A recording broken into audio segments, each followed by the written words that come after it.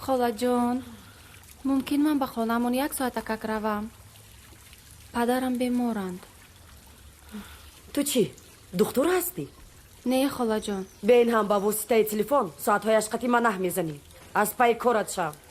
حکومت جمهوری تاجیکستان بهر دستگیری سینماگران و رشد ساحه سال 2018 برنامه رشد کینو را برای سالهای 2018-2022 قبول نمود که در دایره تطبیق آن سینماگران و نهادهای فیلموفری مملکت تهیه فیلم‌های گوناگون ژانر ملی زیاد را به راه ماندند. فیلم هنری 12 سال انتظاری در دایره برنامه مذکور از جانب کارگردان جوان و با استعداد مؤسسه دولتی سوخت سینما محیدین مظفر تهیه شده از سرنوشت دختر با اسم فرشته قصه می‌کند. سالهای آخر مؤسسه دولتی سوخت سینما با آفریدن یک قطار فیلم‌های برجسته هنری و بدیعی که اکثریتی دارای موضوع و محتوای بلند میباشد در دل هر یک بیننده موقع خاص کسب کرده است. فیلم هنری 12 سال انتظاری با سبک و اسلوب نسبتاً نو، خط سوژه جالب، بند و بست خاصش از دیگر فیلم‌ها تفاوت دارد. اجرا کننده یکی از نقش‌ها در فیلم مذکور هنرپیشه صاحب هنری تاجیک محپیکر یارو می باشد که نقش مادر قهرمان اساسی فیلم را اجرا کرده است.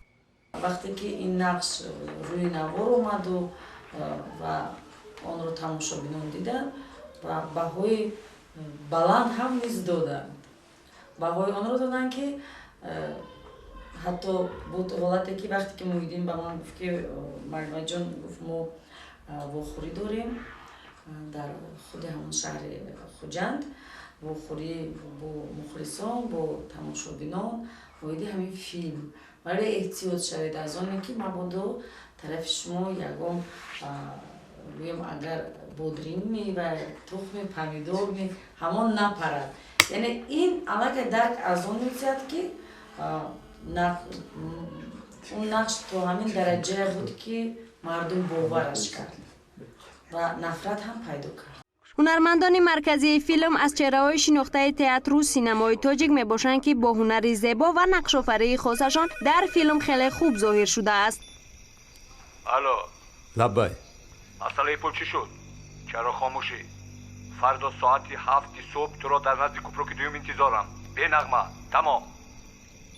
سلیقه و استعداد ناتکرار کارگردان بود که فیلم مذکور امروزها پسند بیننده ها گردیده است. اکثریت آفریده های کارگردان فیلم مذکور به جشنواره های داخل و خارج مملکت راه یافته در نامیناسیون های گوناگون سزاوار جایزه گردیدند. فیلم هنری 12 سال انتظاری یکی از فیلم های خوب و دیدنی به شمار می رود که در چندین کینو فستیوال ها اشتراک کرده است. سیاره رنگ وضع می کند مربی پیمان از آفریده های دیگر مؤسسه دولتی سوخت سینما می باشد که هواداران زیاد دارد.